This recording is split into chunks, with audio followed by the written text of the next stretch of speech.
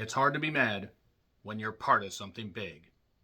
Hoppers is the latest Disney Pixar venture where a young lady named Mabel, voiced by Piper Curta, who was in May, December, and other projects, decides to try everything she can to save an area of land called the Glade from a renovation project that will disrupt animal life. And it turns out that the Glade holds a special area in her heart because it ties back to a great time in her childhood when life was full of wonder, everything was fancy-free, and then as we came to be adults, we realized, boy, the world is really fucked up. And in the case of Hoppers, yeah, this particular land where we have Beaverton University and the Beaverton Beltway and beavers, this involves Mabel deciding to go headfirst into a beaver to understand animal life and also basically get the animals to band together to save their land by any means necessary. So for those that have seen the trailer, you probably have seen it endlessly, especially if you have children. Your children have probably hounded you with when this movie is going to be coming out, because that's the one thing about Disney Pixar ventures.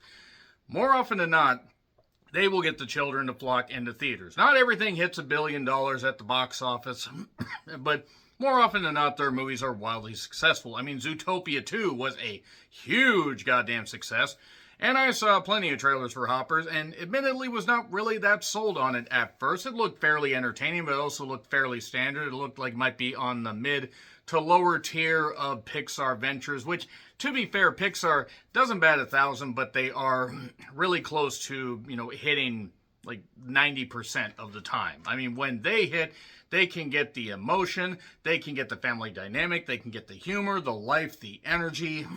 They can get it all wrapped up in a nice, neat little ball and then punch you through the goddamn heart and basically just tickle the veins and everything and say, you will watch our movie, you will watch our movie. Okay, maybe not like that, but there are moments in this movie that might scare children.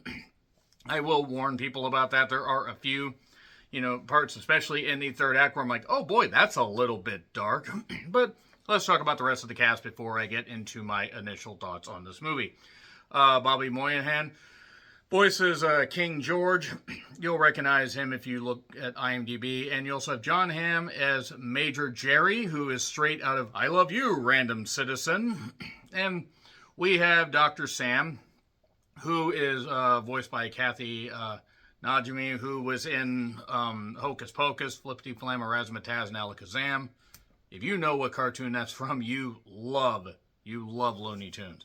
Anyway, so Sister Act and a lot of other stuff. In fact, I would argue Kathy's pretty goddamn funny. And Dave Franco also has a pretty good, little bit in this. Meryl Streep is in it as the Insect Queen. Vanessa Bayer, and there are some other people you'll recognize. Granted, most of the cast is additional voice. But the theme of this is basically understanding balance and everything. And yeah, everything might not be perfect, but there's good inside everybody. That is something that is a theme throughout all this.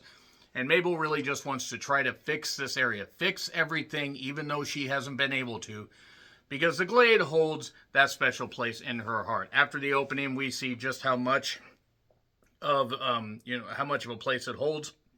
And I will say, this movie does strike a perfect balance of great comedy. There are some really laugh out loud moments, some genuine, funniness going on with the animal characters. There is the part with the lizard, that kind of stuff, and that's something that I'm sure kids will be impersonating. And there's also pond rules as far as how the animals deal with the circle of life. It's the wheel of fortune. It's the queef of faith. Okay, maybe I got one word wrong in that. But the thing is, the animal kingdom, they're able to communicate. Mabel's able to communicate with them via this hopping technology because there's also an earpiece in there where she can communicate. Otherwise, they just make weird squeaks and just make weird noises and everything. We don't really understand what they're saying. Kind of like how my cat looks at me when I haven't fed him every 2 hours, because he's a pig. He's also sleeping right now, so I don't really want to bring him in here. But the thing I liked about this movie was really just how it balanced everything and really tugs at your heartstrings. In fact, I would argue that this is one of the better Pixar ventures in the last number of years. It's It's right up there with Zootopia, too, as far as recent Pixar offerings where things really are surprising. Hoppers look to be, like I said, mid-level, but it turns out actually to not necessarily reinvent the wheel, but there are just some really great moments. Again, that third act really does get a little bit absolutely sad, and there is a streak of family dynamic that really does work quite well, and the animation's eye-popping, as you would expect. I did like that it didn't just go with the standard who the villain might be or whatever. It kind of just went simple, but also it made more sense because the kids can enjoy the eye-popping images. The adults can get into some of the stuff that might make them reflect on their life and how they dealt with previous generations. Also, the children might understand how they dealt with, or, you know, the people that are trying to pass on the knowledge to them and stuff like that.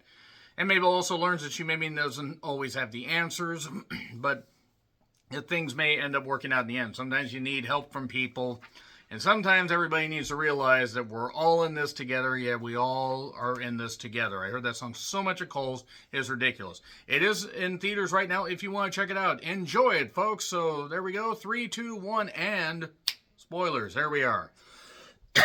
So now we, have a little, we pretty much go right into the title. We have the hopping thing where, we go through a little, labyrinth of chords and stuff like that. And then we have young Mabel, who is trying to save animals from her school. And she ends up getting stopped when she inadvertently, sends a broken coffee cup into the sprinkler system. And the parents are upset. Because she also bit somebody. It's like, I know you love animals, but you bit someone. You can't do that. I never thought that's something I would have to say. And the mother works a lot, so the grandmother ends up taking her, kind of under her wing and passing on this stuff in the nature in a really beautiful shot of this pond, this rock and stuff like that. And the daughter's just like, young Mabel's just like this, like all huffy and everything and upset because she just wants to save the animals. To be fair, there was one neat little shot of the turtle looking defeated as it was put back in the aquarium instead of freed. I don't know if it would have been able to do, survive in the wild. But I did like how all these animals, mirrored other animals that she would run into later after she hopped into the beaver, which did not sound nearly as disgusting as it sounded once I said. In my head, it didn't. It actually sounded pretty goddamn bad, and I just went with it. But she talks to her grandmother, and her grandmother basically says, "Look, just calm down. If you're quiet, nature will open up." And then it starts to open up and sees all these animals, deer, and all this animal life living together. And then after a little bit, some nice stuff. Also, there's a thing with a jacket that ties into the memories of the grandmother. Really sweet stuff here. Not as sad as Up, but still sad. And then Mabel is in class.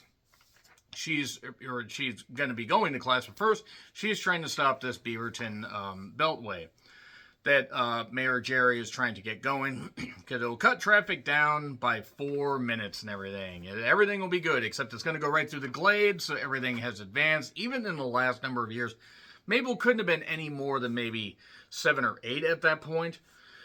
And now she's, supposed to be 19. She's in college. And she's trying to stop all this, stuff like blowing up the dam. stopping the blowing up of the glade, even though there's no animals there. And Jerry's like, I can't keep doing this stuff with you.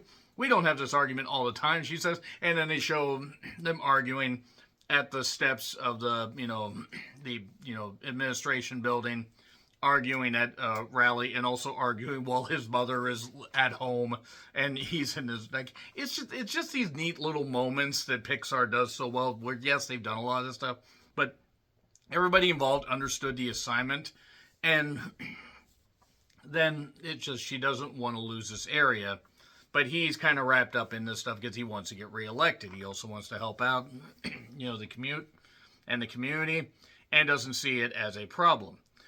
So eventually, she's trying to come up with ideas on how to save all this stuff. And basically, the idea get a beaver back there, because Dr. Sam says if you get a beaver back there, it'll work. Now, she sees a beaver that's hopping around and stuff like that, hoppers, and goes for this lettuce and stuff and sticks that she left. But then the beaver goes right to under the fence and goes into this van that speeds off. She follows the van.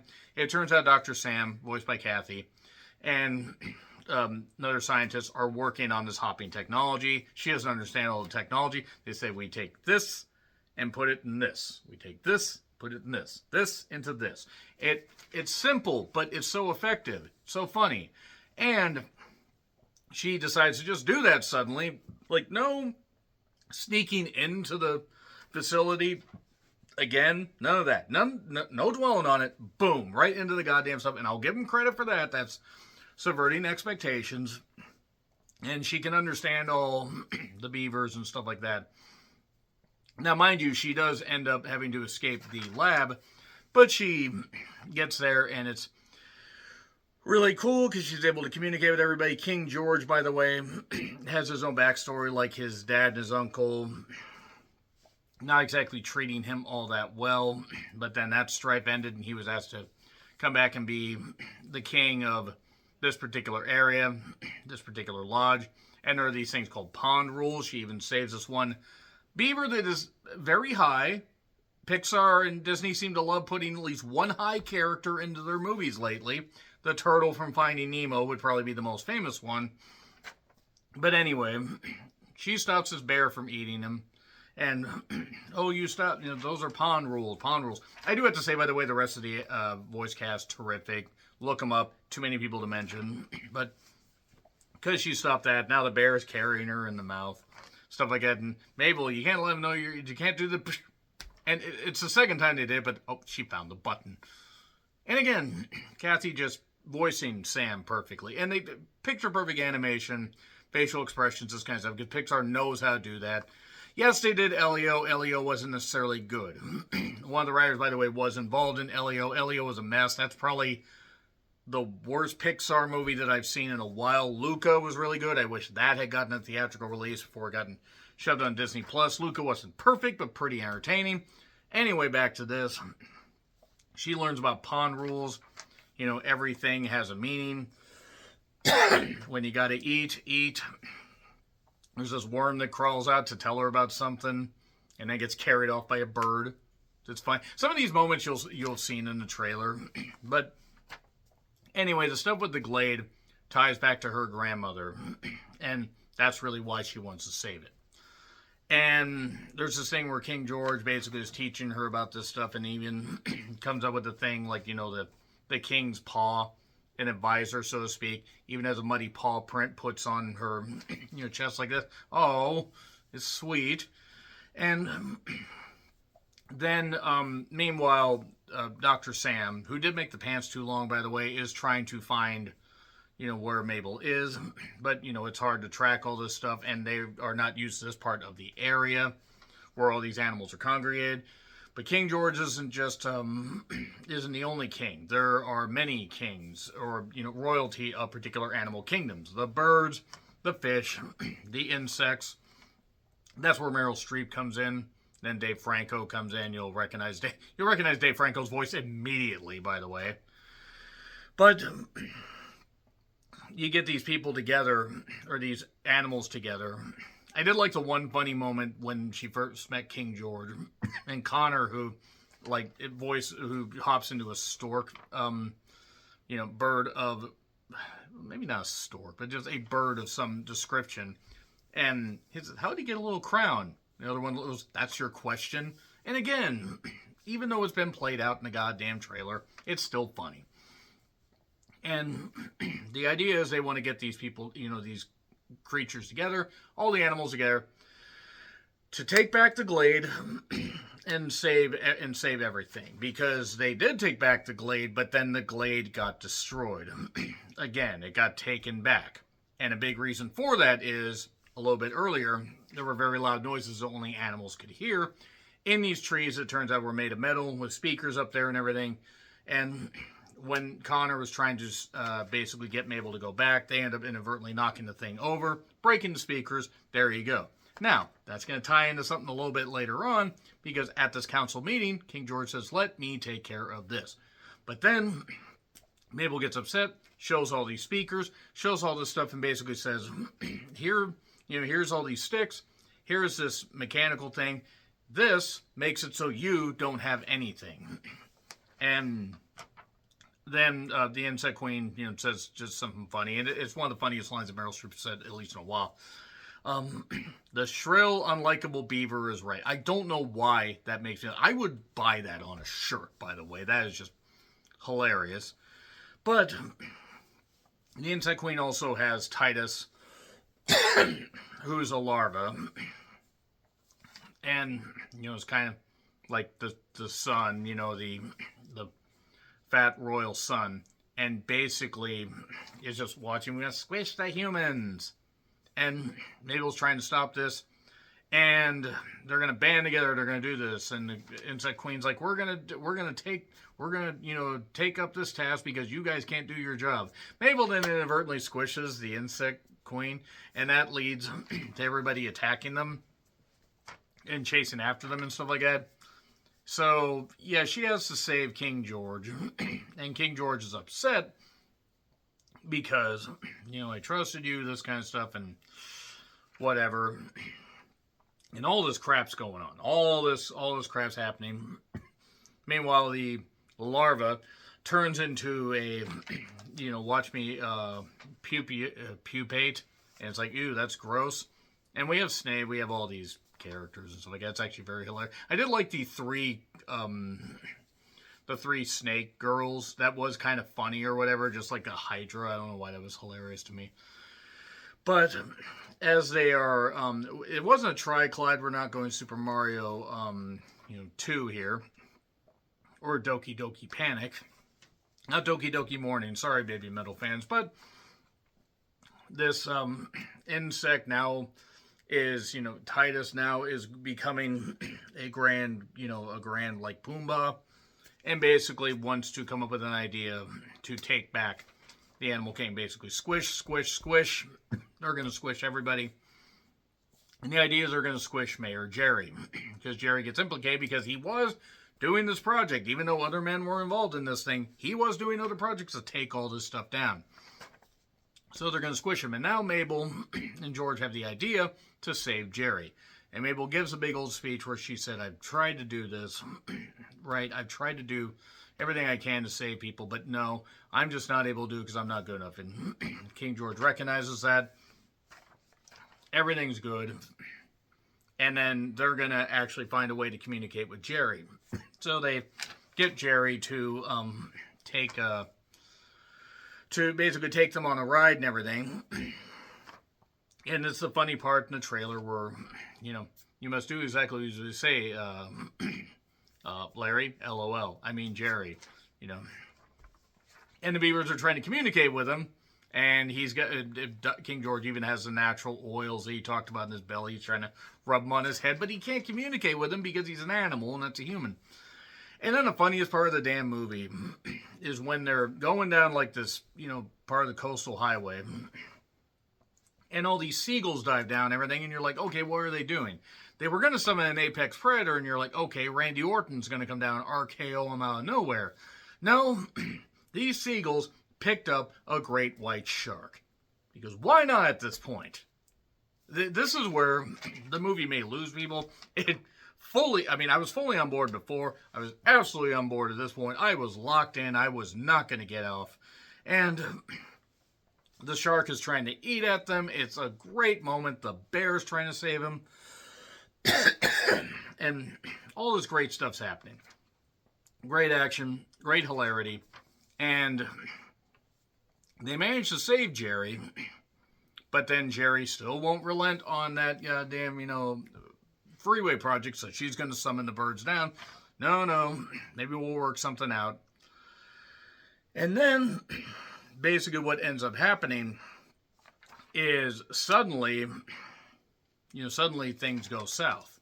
Mabel gets captured. locked in the, put back in her goddamn body.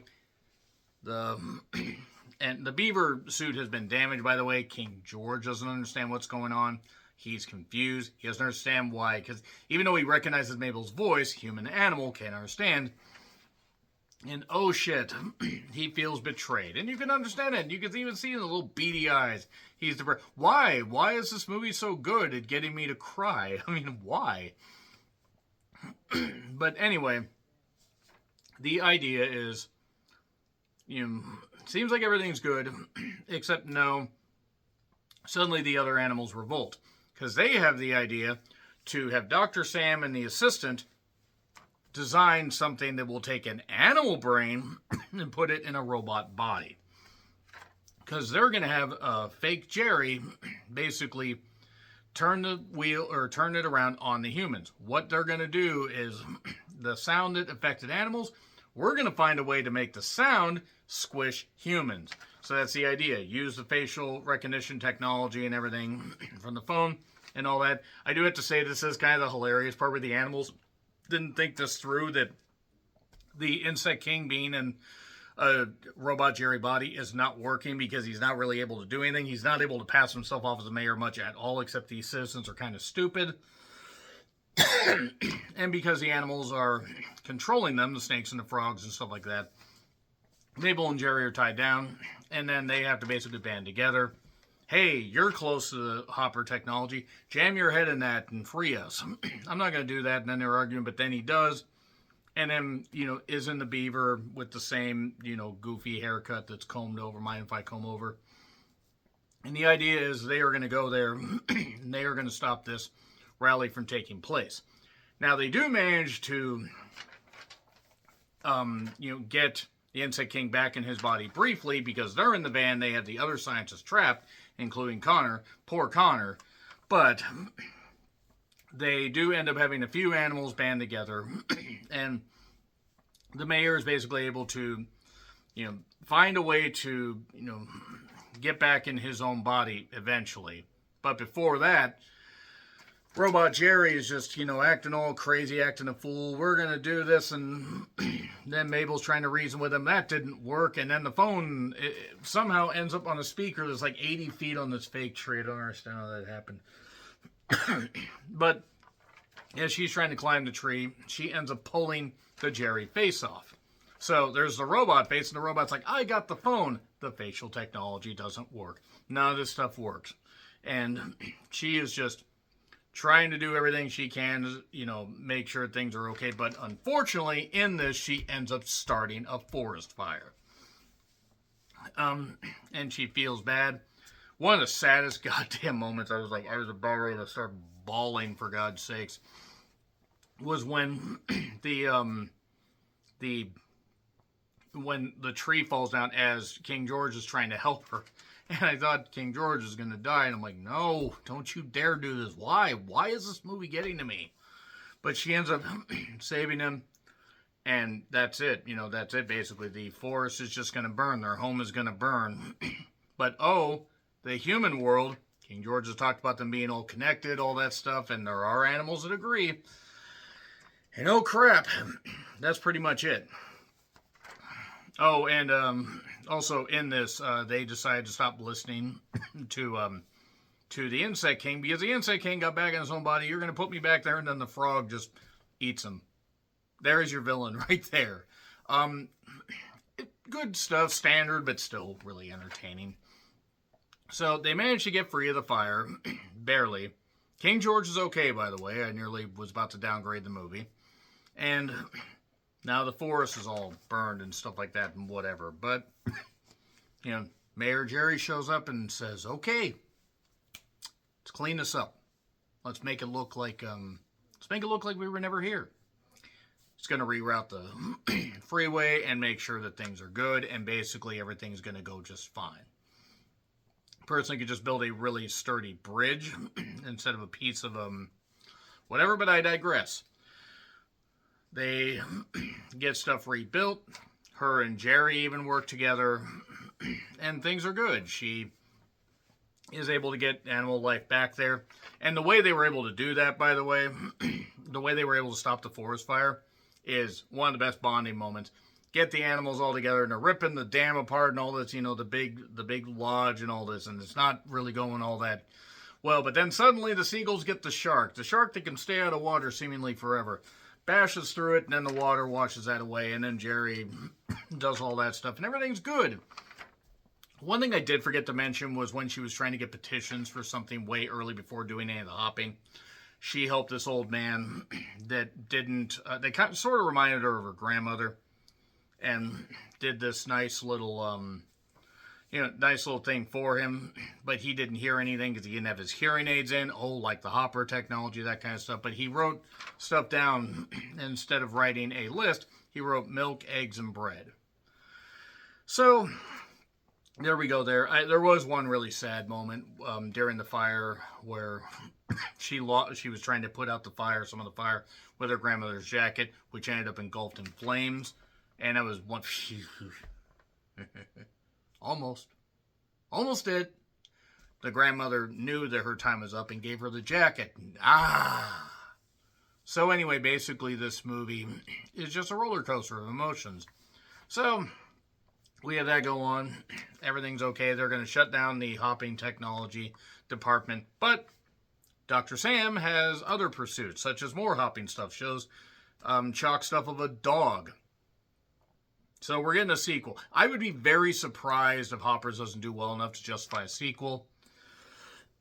But yeah, there you go. Some really good moments, some really sweet moments, some really shockingly sad moments, some dark moments.